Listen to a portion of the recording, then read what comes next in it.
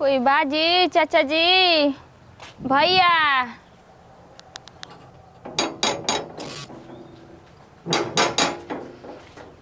ये के हो केवाड़ी खड़ा खड़ा बता। कनिया कुछ दे दो भैया। कुछ दे द। हाँ। अका हो तारा लाज नहीं खे लागत कि आजकल काम के सीजन बा तो रोपे जैतू तो 2 पैसा कमैतू तो तू भीख मांगतड़ू।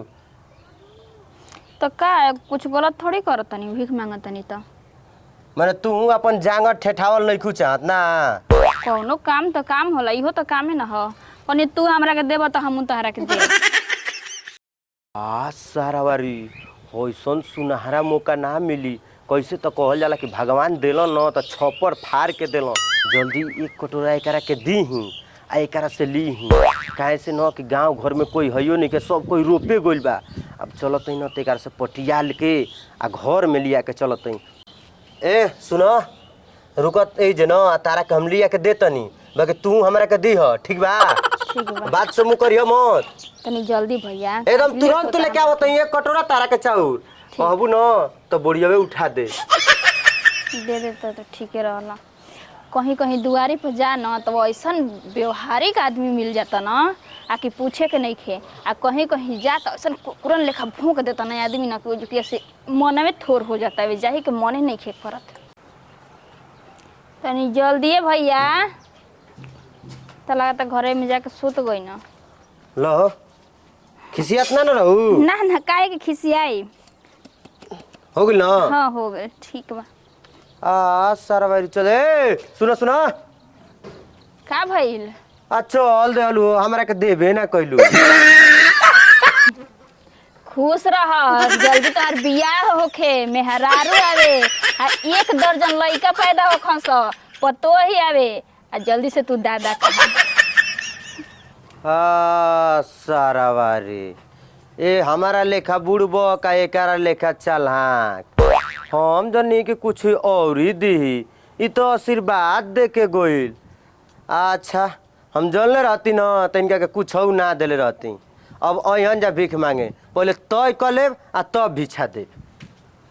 जवन ससुरी हमार मेहरारू छोड़ के भाग गइल न कि कुछ कहात नहीं खे आ कहला बिना रहल जात नहीं खे तनको हमारा नीके नहीं खे लागत। राती खुन सरवा तकिया ध के सुतत तने मेहरारू के बहुत याद आवत आटे। भैया ए मर्द तू तो मेहरारू नियन करत हो। दुआरी पर बैठ के गाली पर हाथ ध के सोसतल उ भागल त आई ना ओकर सरा छोड़ आ दूसरा पर हाथ फेर। पगला गइल का रे। हम नहीं पगलाइल पगलाइल तो तू बड़ कपार पर टोपी हाफ पैंट हाफ गंजी पहिर के दुआरा गोरतल मेहरारू न दुआरा गोरेली से मर्दाना दुआरा गोरेलस। देखो ए बच्चावा हमरा खाना घोटात नहीं खे ना कुछ नीक लागता। तू का जन्म हमरा दिल के बात तोरा पर पड़ी तब न समझ में आई। तभी तोरा पर नहीं खे तो मजा बहुत ले तड़े। हाँ मजा नहीं खिलेत इहे रहन बाकी मेहरारू भाग गई। सार कहीं का तार मेहरारू भागल रहित न तो तू दुआर बैठ के ना गोरत पलंग पर बैठ के रोवत। देखो हमारे बिया हो तो हमारे मेहरारू भागी ना हम मरद हई टिक जाइ। हाँ अच्छा हम हिजड़ा ना हई हिजड़ा नहीं कह लेकिन मौका जरूर बड़ा।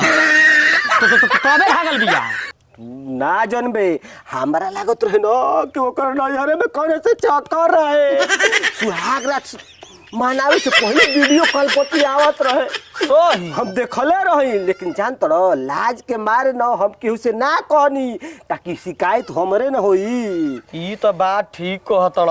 आजकल के लड़की न 100 में 5 गो बचत माने प्यार मोहब्बत में। चल चल चल ठीक बा ढेर शादी ब्याह करे सोच समझ के करी ह। हम ना बियाह करब भले सारा करोड़ुए मरब लेकिन हमार देख तू ना करब तो हमार कैसे होई मर्दे। ए तो ससुरा कहीं का हमार तो गाड़ी हर दिन लाग गइल बा सब टोला मोहल्ला जान गइल बा।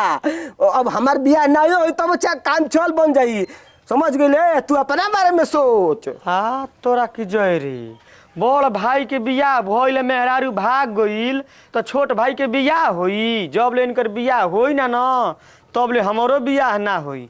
आ चल जाए तो का करबो। उतना ना घाम लागत है कि अब मने नहीं खे करत चले के। 2-4 घर औरी मांग लेतनी आ फिर चल जाब घरे।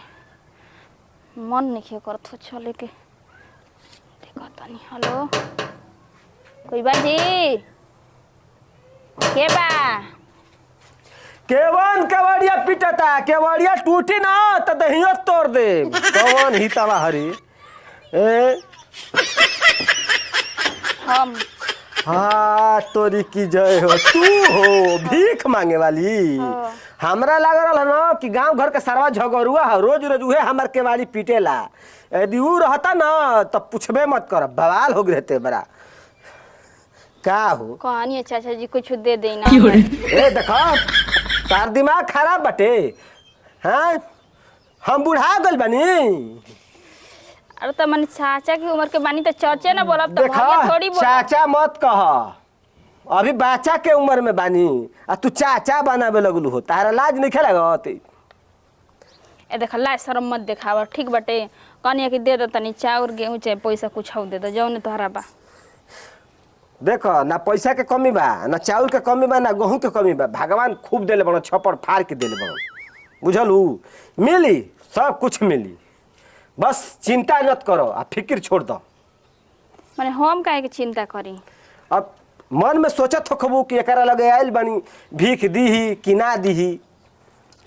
देखो कैसे तो कहल जाला कि इंसान के रूप में भगवानो आ जाना, तो यही से कोई के दुआरी पर से भैया ना लौटावे के चाहिए।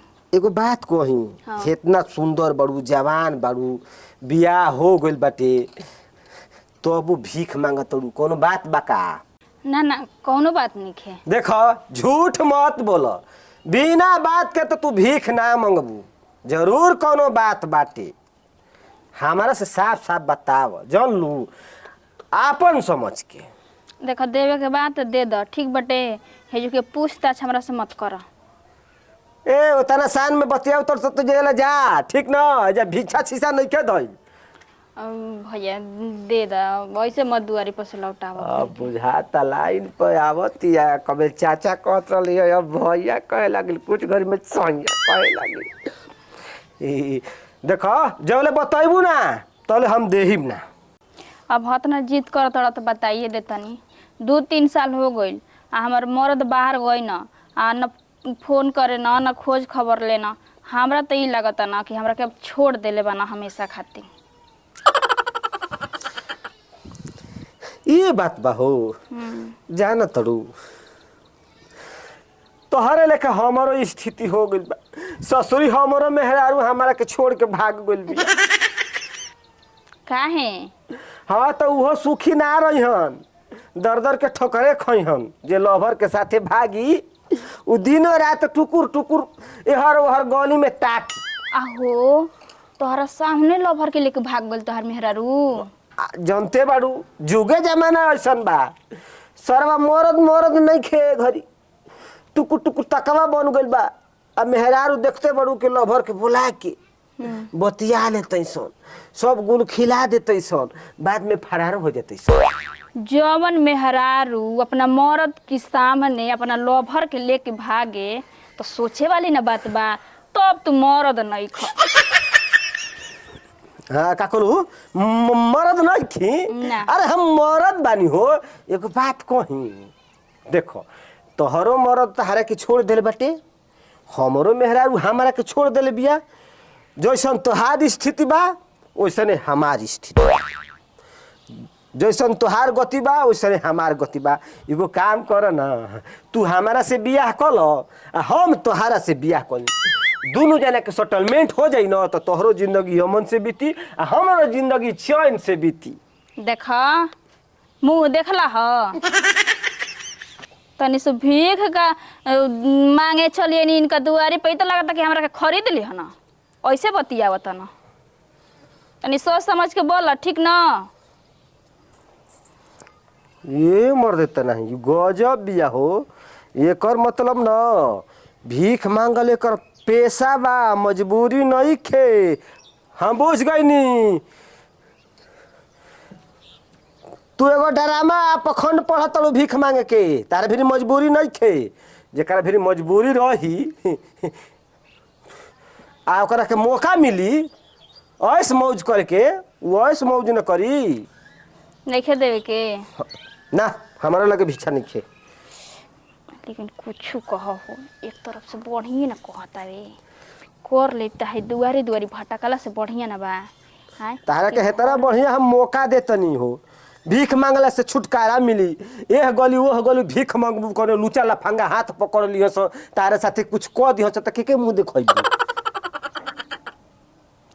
इहो बात सही बाटे। आज तो जवान बड़ू घूम फिर के भीख मांग लेबू आ जब बुढ़ा जेबू केकरा सहारे जियबू। तारा घर में के बा? हमारा घर में हा पूछबे मत कर। एगो हम बानी एगो हमारा भाई बा उ सरवा नटखट ह। उनका बियाह भ गइल बा? ना ओकर बियाह नहीं के भइल अभी हमरे बियाह भइ रहे त ससुरी मेहर रुए बाग गई। देख तो से बियाह करे खातिर हम राजी तो हो गइनी। सही कहतरू। लेकिन एगो बात तो से पूछी। अरे एगो पूछे चाहे दूगो पूछो। तू कब हमरा के रोई बना ना? आह दादा खुद हम मेहरारू खातिर हो त तारा के काहे करवाई भो। तारा के महारानी बना के रखब रानी बना के रखब तारा के कोनो चीज के कमी ना होई। साले भर के भीतर तारा के चुनमुनवा मुनमुनवा दे दिया अपन घर में खेलावत रही हम बाहर जाके कमाई आ तू ऐश करी हो। चलो घर में आबो। ठीक बा चला। कुछो कह लेकिन आराम ना बा हो घर में बैठल बैठल जौन मन करता तौन बनाव खाए आराम से रह। ऐसे तो रहल हब तो हिनका घरे तो हुनका दुआरी तो मांग मांग के खा याद कैसे तो कहल जाला कि भगवान देना तो छप्पर फाड़ के देना आ देना तो एकदम बढ़िया घर दुआर बढ़िया मर्दो हमरा के दे दिया ना एकदम खुशी खुशी हमार जिंदगी अब बीती। अब ना तेरे बेटा नहियो अहिया नहियो पूछियो तो कौन हमरा टेंशन नहीं खे। चलो तनी तनी मनी आराम करब तोरा की जोरी सुतब। हमारा घर में लई की बड़ा सुघर सागर बियारी बड़ा जवान हटा कट्ठा बिया। क्या हो? अरे हमारा के तो छोड़ तू पहले अपन बताव तू के हड़ू। बिना पूछले घर में घुस गइल। देखो ई हमारे घर ह। देख फालतू मत बोला हमरा से ठीक बाटे ना हमार घर ह। हाँ तोरा की जोरी हमारा घर के अपन घर बनावतिया हमारा जानाता न कि कहीं से भाग पारा के आके या दलानी में बैठल बिया। ए सुना एगो काम करबू का चीज? तू हमरा से बियाह कर लो। तू हूँ जवान बाड़ू आ हम हूँ जवान बानी। मुंह देखला अच्छा सुंदर लेखा हैं चुल्लू भर पानी में डूब के मर जा। अरे ना हम बियाह करे।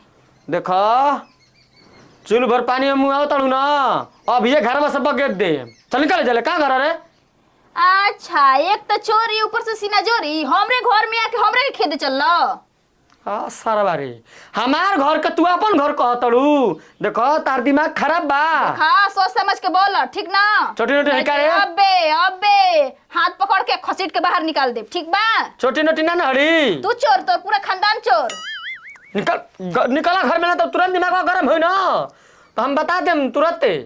क्योंकि बाप को तो हिम्मते नहीं खेता तो हार हिम्मत बा कि हाथ पकड़ के खेत देबा हमरा के घर में से।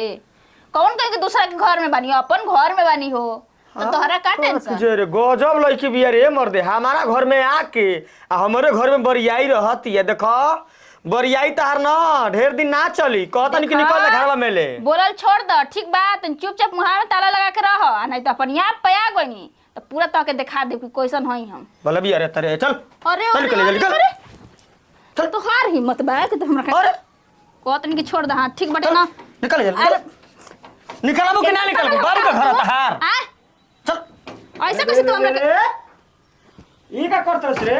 भैया देखा तड़ घर में आके बैठल बिया जान ना पहचान आ चौकी तुरतिया हमारा बुझा तो जरूर चोटी नोटिन होई। तोर दिमाग खराब बाटे। हमार दिमाग खराब नहीं खे एकर दिमाग खराब भाई कहते कि हमार घर हो ई हमनी के घर हो। अरे हमनी के घर ह तो कैसे कहती है कि हमार घर हो। पहले ये सुन हो आम ना भाग जाना तो लगम हम मर हूं। चुपचाप रहा ना तो चपलिया दे बब्बे। कैसन बिया रे। भैया कुछ कह बड़ा मस्त बिया जवान बिया हाथा काटा बिया मस्त बिया न मस्त बिया हो। हमारे का सेटलमेंट हो गइल बा। आ तोरा की एगो मेहरारू भाग गई तो दूसर बियाह कर हेलो। त का हो जी सर कहीं का? अब बताब बिना मेहरारू के हम कैसे जी पाई? हो बुढ़ावा बे मेहरारू के नहीं खस जियत। तो वो तो सारा बूढ़ हो गइल बड़ सन, मरे के कगार पागल बड़ सन। हम जवान बाड़ी। जवान बड़ा के तोहरो 50 लाग गइल बा। ए दिमाग खराब मत कर। ई के ह? ए बौरा कहीं के तार देवर ह। आ देवर के साथ ऐसे बोला जाला? तो भौजी रहे रे पगला, कहीं भौजी के घर से बाहर ही निकलबा। भौजी गोड़ लाग भौजी के गोड़ लाग। अच्छा भौजी प्रणाम। भौजी तार धा के प्रणाम। गोल मर दे भौजी काहे खिसिया देखा तू? तनी सोच समझ के बोल, ठीक बटे ना? देखा। बेशरम बेहाया कहीं का। अब देखो है तो ना खिसियल जाला, गोड़े धक्के में पाम कल जाला। तो साफ साफ कहता ना कि गोड़ धके गोड़ लगता नी। जानते बुढ़ हमार भाई मजकिया ह, एकरा बात के बुरा ना मननी। हम चल जाई न तो तहार देख रेख इहे न करी। भैया गोड़ ध के प्रणाम ना करी तो कुछ और ध के प्रणाम करी। मने हाथ धली कपा धली ना बात सही करे। तू गोड़ में धरे लगा दे। हाँ आदमी पहले तो गोड़े धक्के न प्रणाम कर लो। तू गजब बड़ू साफा एकदम बेइज्जती करा देबू का। देखे पहले बोल दे तनी सहले भर सब, ज्यादा फालतू बोलिए तो भुला जब के हमर देवर होंगे। देखो घर में शांति से रहबू न तबे ठीक बा। काहे खिसिया तो? अब देखो अब भैसे मुंह फुलैबू तो घर में कैसे जिंदगी बितैबू? तनी हंस, अरे तनी हंस। कि भौजी हमसे हंसे बोले बतियावे के परी आ दिल देवरो संग तुहरा लगावे के परी। अच्छा घरे परिवार हो, दिले लगा के रहबू तबे न जिंदगी बितैबू। इनको जल्दी से बियाह कर दो, ठीक बा? यू उख मजल बना मेहरारू बिना। देखो तोर की माजा कले हनी लगली हमर बियाह करे, यही तरह कह दिहन कि कुछ घर में आके करता। कौन ठीक बा इनकर? बौरा भौजाई है तो तनी मजा ना लिहो। के लिही? उनके समझावो, हम लेबे करम। उ आई रही तो उनको से लेत रही, इनको से ले मजा। हाँ चल चल कौन बात तरी के हम बुरा नहीं मानत तो इहो ना बुरा मनी हो। काहे? देवर ह कबो काल मर मजाक क दी न त छोटी को लइका समझ के माफ क दी ह। कल जेबो बिया के बारे कैसे 500 तू रुपए चलबू? पगलाई बड़ो नया नहर बिया भइल रोपनी करइबो। हां भाग जाई ना। इहो भाग जाई लगभग घंटा हिलावे। टेंशन मत लो। देखो काल खीर पूरी बुनिया बनई ह जानलू। हमार शुरुआत ह काम करे के। बनाऊ के पड़ी खाना। देख बाबूजी रहुआ ना बना दे। हाँ, बाबूजी। नया नया आइल बिया जी, बना के ना खिया। हम ना बनाई ना खाना, हम खाली भो ढीड़ खाई ना सुती ना, ये कमाल इनके खाई ना। देखो खाना ना बनम जानलू। अरे वो कूल जाने ले हो। मल तू जाना तारू, मल काला छला से भरल बड़ू। चलो खाना बनाओ। चलो छोड़ा हटावा लियल बड़ी ढेर चीज, तेल मसाला सब लियल बड़ी। अंडा लियल बानी। चलिए जे बैठल लेके बनावे ठीक ठीक ठीक चलो जा। अब गजब भौजाई भी अरे मर्दी हमारा के कहती है खाना बनावे के। ई खाने नहीं के बनावे जानत, मैं चीज जानती है।